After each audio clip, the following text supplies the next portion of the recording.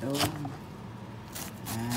Magluluto tayo ng puso ng saging. Ito. Ito yung ano niya. Sayang, no? Kung sariwa sana, marami pang mahiwa dyan. Nipisan mo na, nipisan mo. Ngayon, lalamasin po natin sa asin. Tapos pipigaan. Tapos mamaya huhugasan ulit. Para matanggal po yung pakla. Wala po akong lakas kaya kailangan malakas ang pipiga. Para matanggal talaga yung pakla. At kunti-kuntiin mo lang para mapigaan maigi. So, hugasan. Ito na yan. Pipigaan pa naman ulit yan.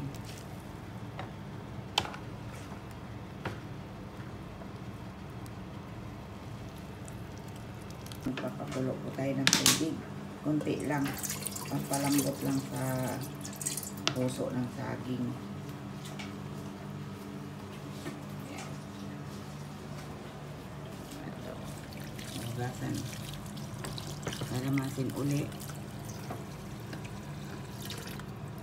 Lamasin mo para mawala yung asin. Yung asin naman, kailangan matanggal naman yung alak. Din ipakulob sa kumukulo. Yan. Kailangan hindi natin siyang tatakpan kasi sabi nila, papakla daw. Tingin nga kung panandok. Ayan o. Sandok. Sibuyas lang ilalagay natin. Huwag ng bawang. Ano lang natin dito palambutin.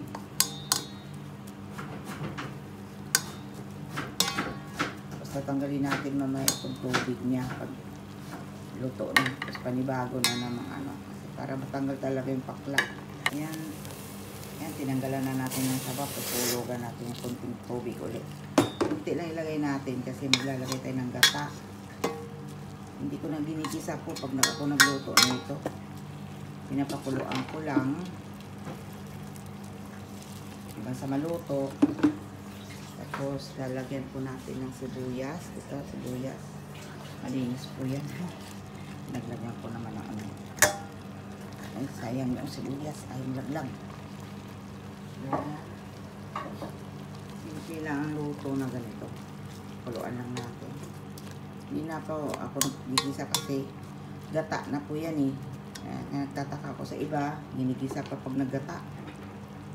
Ayan, ganyan na lang natin. Tapos tatakpan po natin muna. Ito po yung saluyot. Marami. Mas masarap pag maraming saluyot. Tapos medyo overcook yung pagkaluto ng saluyot. Yun ang gustong-gusto ko. Yung madulas ba? Ano mo talaga yung saluyot. Ito pa. Lahan po natin ng bagoong. Patis ng bagoong. Yan, konti lang. Itong pinaka-asin niya. Yan.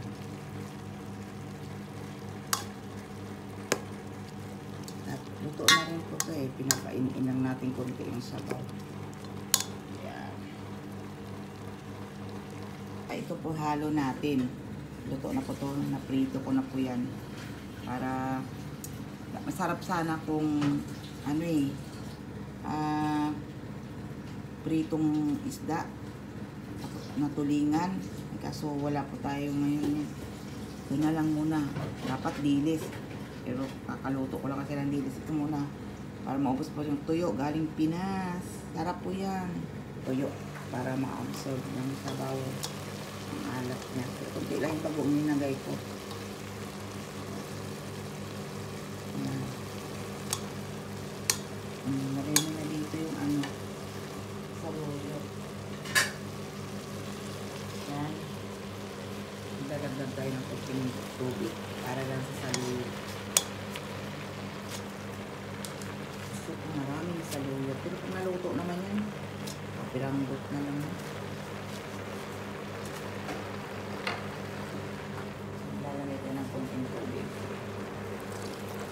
Lalayan ko lang ng tubig kasi po maglalagay ko ng gata. Yan. Takpan lang natin para bumaba. Ayan, di ba? O, nawala na yung saluyot. Ngayon, ang gagamitin natin gata ay may nilagay po ako ditong cubes. Hindi na sabihin ko anong klaseng cubes. Ang lasa po natin. Ilayin lang natin saglit. Hindi naman ito kahit madurog yung tuyo, okay lang yan. Tapos ilalagay na po natin itong gata na sa lata kasi wala akong nabili. Ano yan, ganyan lang po. Ayoko na po yung ginigisa kasi nawawala yung tunay na lasa ng gata kung may halong mantika. Ngayon, antay lang natin makulo. Kamay na natin. Ito pa natikman to. Patay, kutsara. Yan. Hayaan muna natin tumulo sa mahinang apoy. Mahina lang po yan, mahina. Yan. Takpan muna natin. Ito, buksan na natin. Ayan na, tumulo na. Tikman na natin. Husgahan na natin. Yan. Sarap po. Ay, grabe. Paborito ko to, lalo na pag may hipon yan. Ayos na. Lasang-lasa yung tuyo. Yan. Ready to eat na po to. Baon po to namin. May pasok kami ngayon. Kaya, bakbakan na. Ang sarap talaga pag yung pure na gata ang galing sa ano. Hindi ko gusto yung maraming tubig pa ata. Okay na yan. Sabaw pa lang, ulam na. Thank you, Lord. Thank you sa biyaya. Yan, lutong-luto na po itong saluyot. Yan ang gusto ko, yung malambot na yung saluyot. Sarap sa kainin. Yung iba ayaw ng malata ang saluyot. Ako gusto ko. Sa okra naman, ayaw ko ng malata. Maraming salamat po sa inyong panonood. Thank you.